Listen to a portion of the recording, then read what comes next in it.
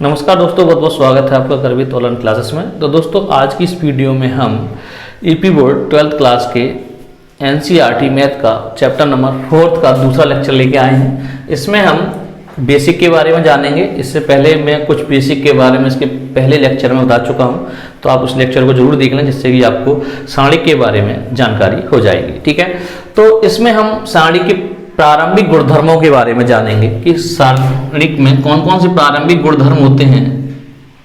ठीक है, जिसके ऊपर हमें आप मतलब क्वेश्चंस दे रखे होंगे और उनको हम सॉल्व करेंगे। ठीक है, तो दोस्तों आज की वीडियो स्टार्ट करने से पहले बता दूं, यदि आपने हमारा चैनल सब्सक्राइब नहीं किया है तो आप एक बार चैनल को जरूर सब्सक्राइब कर लें और साथ में आने वाले बेल आइकन पर जरूर क्लिक करें, जिससे इस चैनल पर आने वाली लेटेस्ट वीडियो की जानकारी आपको सबसे पहले हो सके। ठीक है, तो दोस्तों ये है लेक्चर सेकंड। ठीक है, तो अब देखते हैं इसमें क्या है। तो पहला गुणधर्म है आपका, यदि किसी सारणी की किसी पंक्तियां स्तंभ, बात करेंगे पंक्तियां स्तंभ का प्रत्येक अवयव शून्य हो तो उस सारणी का मान शून्य होता है। ठीक है, यदि किसी सारणी की पंक्तियां स्तंभ का प्रत्येक अवयव शून्य हो तो उस सारणी का जो मान होता है वो शून्य होता है। कैसे दिखते हैं भाई, एग्जाम्पल मान लेता हूं कि एक मुझे सारणी दे रखा है भाई A1 V1 C1। ठीक है, और दूसरी पंक्ति है वो मुझे शून्य दे रखी है। उसके बाद आपका मान लेता हूं आपका ये दे रखा है भाई A2 B2। मैं इसके प्रसार के बारे में पहले पिछली वीडियो में बता चुका हूं, तो उसे आप देख लें। तो मैं इसे प्रसार करके देखता हूं। मुझे A1 मैंने एलिमेंट लिया तो ये और मैं ये छोड़ूंगा। ठीक है, कहने का मतलब पहला कॉलम और पहली पंक्ति छोड़ता हूं। 0 का मल्टीप्लाई C3 में करूंगा 0, B2 का मल्टीप्लाई 0 में करूंगा 0। ठीक है, इस तरीके से माइनस B1। ठीक है, देखेंगे भाई अब ये B1 मैंने लिया तो ये कॉलम छोड़ देंगे और ये पंक्ति छोड़ देंगे। 0 का मल्टीप्लाई C3 में किया 0, B2 का मल्टीप्लाई 0 में किया तो 0। ठीक है, इसी तरीके से आपका C1 लिया मैंने, C1 तो ये छोड़ूंगा और ये छोड़ूंगा तो क्या बनेगा, 0 का मल्टीप्लाई B2 में करूंगा 0, इसी A2 का मल्टीप्लाई 0 में करूंगा तो 0। तो आप देखेंगे सभी पद के आ गया, हमारा सारणी का मान जो है वो 0 आ गया। ठीक है, ये तो रहा जब मैंने पंक्ति को मैंने 0 लिया है। अब मैं बात करता हूं कि मैं किसी कॉलम को 0 लेके देख लेता हूं। ठीक है, तो मान लेता हूं ये आपका A1, ये आपका A2 और ये आपका A3। इसी तरीके से मैं यहां पर 0 0 यहां मान लो 0 0 0, यहां मान लेता हूं मैं B1 B2 और B3। ठीक है, तो मैं इसका प्रसार करके देखता हूं। ठीक है, तो करेंगे भाई, पहले A1 लिया मैंने तो A1 लेने पर ये कॉलम जाएगा और ये पंक्ति जाएगी। तो 0 का मल्टीप्लाई B3 में करूंगा 0, 0 का मल्टीप्लाई B2 में करूंगा तो 0। इसी तरीके से ये 0 का मल्टीप्लाई मतलब अब बदलूंगा दूसरा वाला तो 0, तो इसमें तो किसनी का भी गुणा कर दो सब 0 ही आएगा, वो 0 का मल्टीप्लाई हो रहा है। ठीक है, इसी तरीके से मैं तीसरा पद लेता हूं आपका V1, तो V1 लूंगा तो ये वाला कॉलम गया और ये वाली पंक्ति गई, तो क्या बना भी A2 का मान, A2 का गुणा मैं 0 में करूंगा 0, इसी तरीके से A3 का गुणा 0 में करूंगा तो 0। तो कहने का मतलब ये भी मुझे 0 प्राप्त हुआ। ठीक है, तो मैं पहला जो गुण है वो है आपका, यदि किसी सारणी में किसी पंक्ति या स्तंभ का प्रत्येक अवयव शून्य हो तो उस सारणी का मान शून्य होता है। तो आपको मैंने दिखा दिया ये एक एग्जाम्पल लेके। अब बात करेंगे गुण नंबर 2 की। तो दूसरा गुण है आपका, यदि किसी सारणी की पंक्तियों का स्तंभों में, किसका भी पंक्तियों का स्तंभों में तथा स्तंभों का पंक्तियों में परस्पर विनिमय मतलब एक्सचेंज कर दिया जाए, मतलब पंक्ति को कॉलम बना दिया जाए, मतलब रो को कॉलम बना दिया जाए और कॉलम को रो बना दिया जाए, तो सारणी के मान में कोई परिवर्तन नहीं होता है। ठीक है, तो देखेंगे कैसे कि मान लेता हूं कि कोई सारणी है मेरे पास A1 B1 और A2 और B2। ठीक है, ये सारणी है मेरे पास। अब इसको मैं खोलता हूं, तो खोलूंगा तो क्या आएगा भाई, A1 into B2 minus A2 into B1। ठीक है, अब मैं इसकी जो पहली पंक्ति है उसको कॉलम बना देता हूं। ठीक है, बनाता हूं तो पहली पंक्ति A1 B1 तो उसको मैं कॉलम बना दिया A1 और B1। दूसरी पंक्ति है भाई A2 और B2 तो उसको भी मैंने कॉलम बना दिया। अब इसका प्रसार करके देखते हैं। तो A1 into V2 minus B1 into A2। तो आप देखेंगे कि A1 इंटू V2 है ये आपका, A2 B1, यहां पर B1 A2 बात एक ही है, तो दोनों कैसे हैं बराबर। कह सकता हूं कि आपका A1 B1 A2 B2 बराबर है आपका A1 V1 और आपका A2 और B2 के। ठीक है, कहने का मतलब मैंने इसकी जो पंक्ति थी, उसको कॉलम बना दिया, दूसरी पंक्ति दूसरा कॉलम बना दिया, लेकिन जब मैंने प्रसार किया तो दोनों कैसे आ रहे हैं, आपके बराबर आ रहे हैं। ठीक है, इसी तरीके से हम अब 3x3 का मैट्रिक्स देखेंगे कि उसमें हम प्रसार करते हैं तो क्या होता है। तो मैंने यहां पर 3x3 का एक मैट्रिक्स ले लेता हूं, A1 B1 C1, A2 B2 C2, A3 B3 और C3। ठीक है, इसका मैं प्रसार करता हूं तो क्या हो जाएगा भाई, A1 तो हो जाएगा आपका B2 into C3 minus B3 into C2। ठीक है, माइनस B1, तो ये कॉलम गए, ये पंक्ति गई, तो A2 A3 C3 A2 C3 minus A3 C2। ठीक है, प्लस कितना आया अभी C1 हो जाएगा आपका, ये आपकी कॉलम गए, ये पंक्ति गई, तो A2 B3 minus A3 B2। ठीक है, ये हमारे पास इसका प्रसार आ गया। तो दोस्तों अब मैं इसकी जो रो हैं उनको कॉलम में चेंज करके तब इसका प्रसार करता हूं, देखते हैं क्या आता है हमारे पास। तो आपकी पहली जो है वो आपका A1 B1 C1, तो उसको मैं कॉलम बना देता हूं A1 B1 और C1। इसी तरीके से आपकी दूसरी जो रो है आपका A2 B2 C2, उसको कॉलम बना देता हूं A2 B2 और C2। इसी तरीके से आप जो आपकी तीसरी रो है उसको तीसरा कॉलम बना देता हूं, मतलब A3 B3 और C3। ठीक है, अब मैं इसे प्रसार करता हूं, प्रसार करूंगा तो क्या होगा भाई, A1 तो ये कॉलम और आप ये कॉलम और ये पंक्ति है, तो B2 C3 minus C2 B3।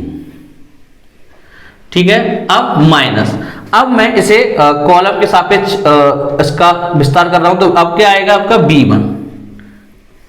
ठीक है, तो B1 आया, अब ये वाली रो जाएगी और ये वाला कॉलम जाएगा, तो क्या आएगा भाई A2 C3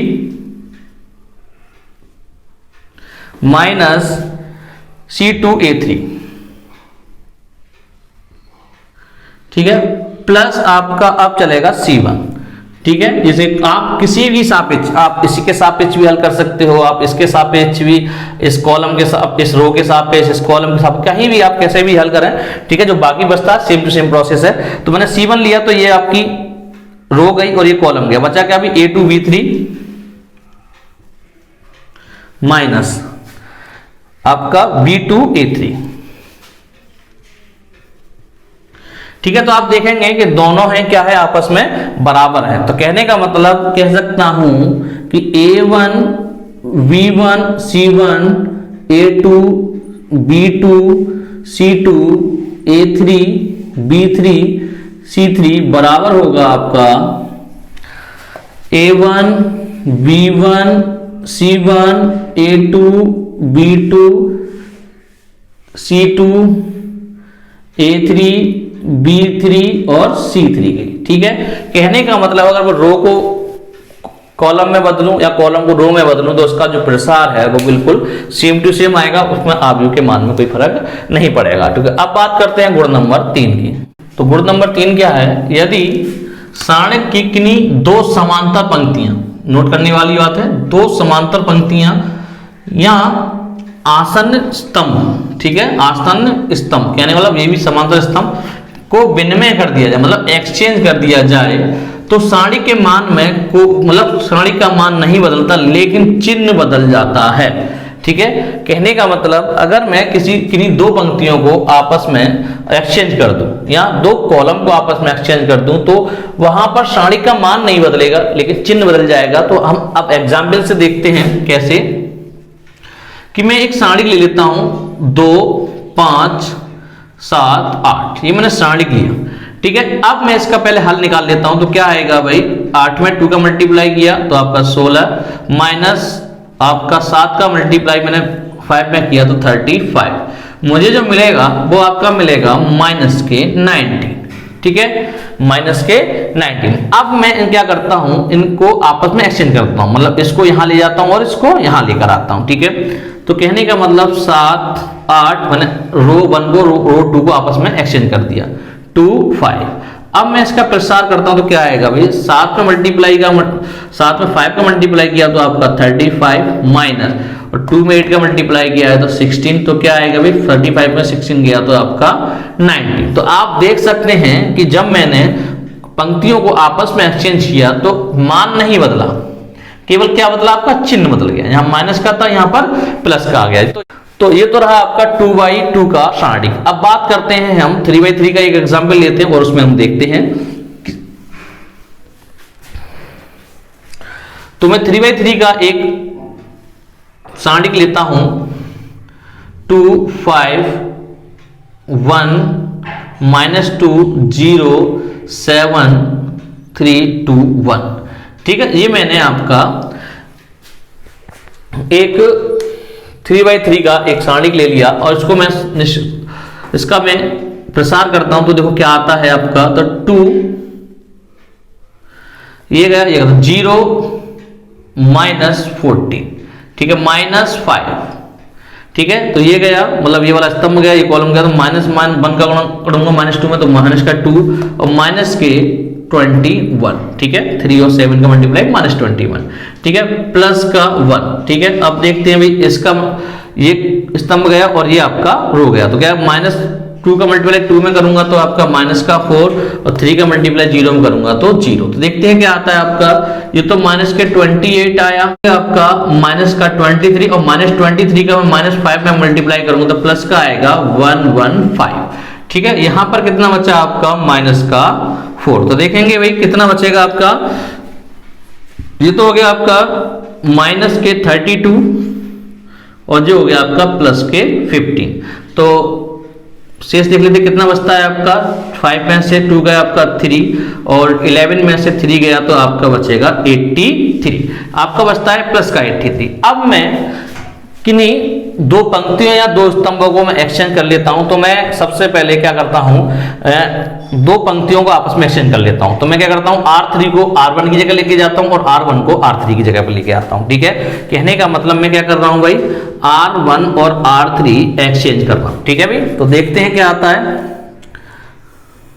तो इसको मैं ऊपर लेके गया भाई 3 2 1 और इसको मैं मतलब रो 2 में तो कोई परिवर्तन नहीं जैसा है, और रो 1 को मैं रो 3 की जगह ले आता हूं, तो 2 5 1, ठीक है। अब इसका प्रसार करके देखते हैं क्या आता है, ठीक है भाई। तो पहले मैंने 3 लिया, तो ये कॉलम और ये आपकी रो गई, तो 0 माइनस और 3 7 मतलब 35 हो गया ये माइनस का, ठीक है, फिर माइनस का 2, ठीक है, दूसरा साइन माइनस का रहता है, ठीक है। तो इसमें देखते हैं आपका ये कॉलम गया, ये आपकी रो गई, तो -2 का 1 में मल्टीप्लाई किया तो माइनस का 2 और -2 और 7 का 2 और 7 का मल्टीप्लाई किया तो आपका आया -14। इसी तरीके से आपका फिर 1 आएगा ये वाला, तो ये गया तो -2 का 5 में मल्टीप्लाई करूंगा तो -10 और 2 का मल्टीप्लाई 0 में करूंगा तो आपका 0। तो देखते हैं क्या आता है। तो ये हो जाएगा आपका 35 में -35 में 3 का मल्टीप्लाई करूंगा तो आ जाएगा 105 माइनस का, ठीक है।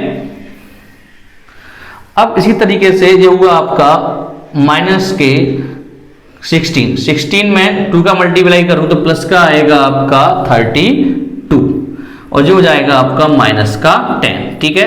तो देखेंगे भाई ये कितना हुआ, -10 और आपका -105 हो गया 115 माइनस का, प्लस का 32 और तो माइनस के 115 में 32 जाएगा तो माइनस के 83। तो आप देख सकते हैं यहां पर आपका प्लस था और यहां पर माइनस में मान नहीं चेंज हुआ है, केवल क्या चेंज हुआ है, आपका साइन चेंज हो गया है, ठीक है। यहां प्लस का आया था, यहां माइनस आया था, ठीक है। अब मैं एक कॉलम को चेंज करके दिखा देता हूं आपको, ठीक है। तो कॉलम को चेंज करता हूं, तो मैं इसको मिटा देता हूं और कॉलम चेंज करके देखते हैं।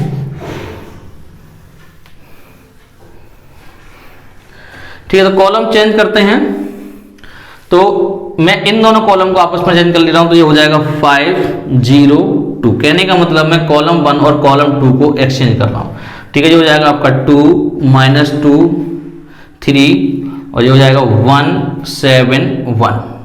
ठीक है, तो अब खोलते हैं इसे, तो 5, तो ये गया और ये गया, तो -2 और माइनस के 35। ठीक है, सॉरी 35 नहीं 21, 3 का मल्टीप्लाई 7 में करूंगा तो आपका आएगा 21।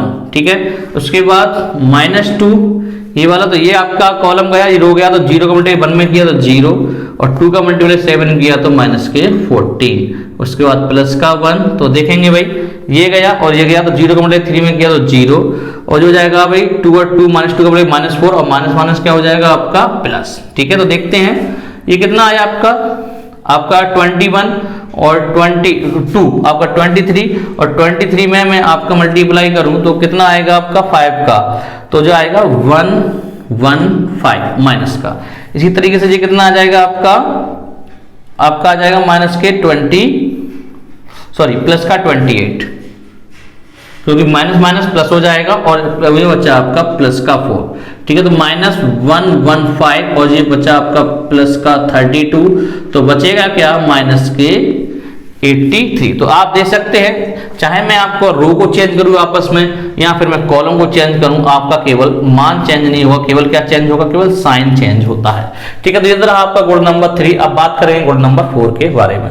यदि किसी सारणिक में 2 पंक्तियां या 2 स्तंभ, ठीक है, यहां पर क्या होगा भी 2 पंक्तियां या 2 स्तंभ के प्रत्येक अवयव समान हो तो सारणिक का मान 0 होता है। ठीक है, कहने का अर्थ यहाँ तो 2 पंक्तियां हो जिनके प्रत्येक अवयव समान हो, या 2 स्तंभ हो जिनके प्रत्येक अवयव समान हो, तो सारणिक का मान 0 होता है। तो देख लेते हैं एग्जाम्पल, जैसा कि मैंने एक सारणिक लिया 2x2 का, तो इसमें आपकी पहली रो है उसका अवयव 2 है, और आपका दूसरी रो जो है वो आपकी 4 है। ठीक है, तो अब देखते हैं इसको सॉल्व करते हैं। कहने का मतलब हम प्रसार करके देखते हैं तो कितना आएगा भाई 4 दूनी 8 और 4 दूनी 8, कितना आया भाई 0। ठीक है, तो अब हम एक 3x3 का सारणिक लेंगे, ठीक है, एग्जाम्पल के तौर पर, और देखते हैं कि उसका आंसर क्या आता है। लिखते हैं 1 7 7 5 2 2 3 1 1। ठीक है, तो इसमें आप देखेंगे कि कॉलम 2 और कॉलम 3 के जो आपके जो मान है वो बिल्कुल समान है। तो आप देखते हैं इसको खोलने पर कि क्या इसका आंसर आता है। तो ठीक है, पहला